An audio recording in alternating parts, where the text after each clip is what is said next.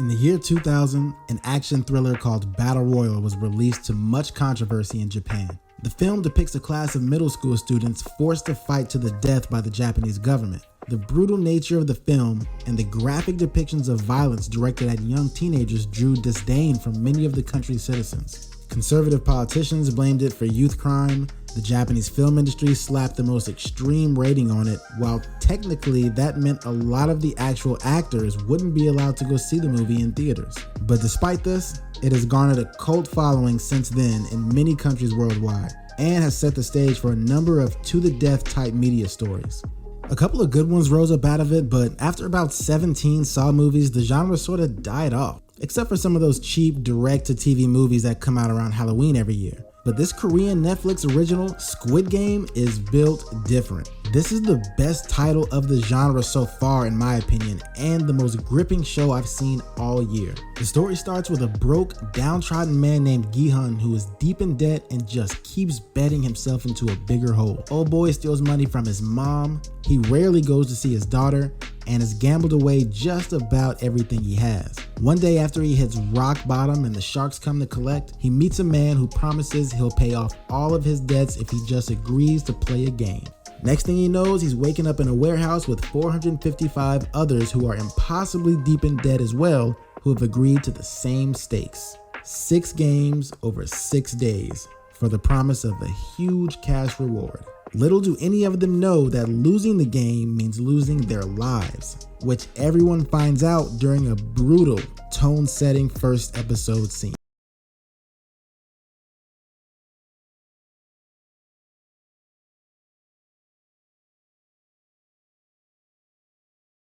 However, the episodes are not just about them playing games.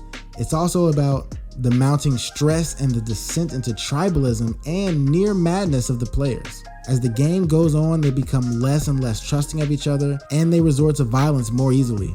We also explore the structure of the game's organizers through the lens of a cop named Jun-ho, who's investigating the disappearance of his brother, whom he has reason to believe is a player in the game. It's mainly from his perspective we're allowed to see the secretive lives of the perpetually mask-wearing staff who run the game and their mysterious leader known as the Frontman. As intense as the actual games are, this show is about its characters. This ensemble cast is outstanding all the way through. My favorite thing about the show's writing is how layered and complex each character is. Gi-hun starts off giving you the impression that he's a complete piece of shit, but he's only like half a piece of shit. It's true that he's kind of a lazy deadbeat, but there are many times when he shows his actual values. When his daughter's stepdad tried to pay Gi-hun not to come around anymore, he was not going for that shit. Anytime the old man started displaying old man symptoms, Gi-hun was right there for him. Once they formed the teams, he was also ride or die to the very end.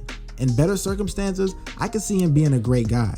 Wong-soo is Gi-hun's childhood friend and the cool de facto team leader. He's calm, rational, and will do whatever it takes to win. He's also my favorite character. When pressure sets in, everyone starts freaking out.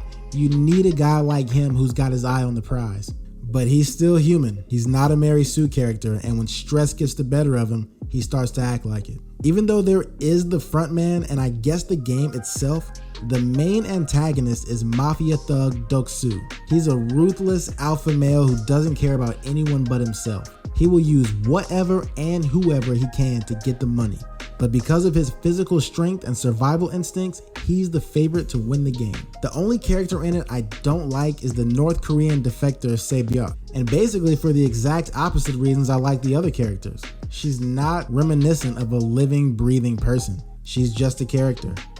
She's a brooding edgelord who's pretty much can't do anything wrong. Also, apart from being a defector, we know next to nothing else about her. She got a brother, but that's it. That's her story. And then halfway through, I guess somebody said there weren't enough women in the core gang and just shoehorned this weirdo in and expected us to care about her. Pretty sure I'm the only one who's gonna think this one, but oh well. Ali is the same as the edgelord, but the opposite. He's just an uncorruptible goody-goody who never really stood a chance. I'm not saying I don't like him, but he's kind of a bitch. And I don't like that. Squid Game is an expertly crafted, perfectly paced thriller that I call must-see TV. I binged the whole thing in like 2 days because those cliffhangers just would not let me go to sleep. It has some moments in there that'll leave you scratching your head a little bit, but it hardly diminishes the fun. Much like the smash Korean hit of 2 years ago, Parasite, Squid Game is an exploration of people at their worst. And also, like Parasite was then, it's the best thing to come out of this year. Gotta watch it. I love you, but we really gotta go right now. Fine, it was fun while it lasted.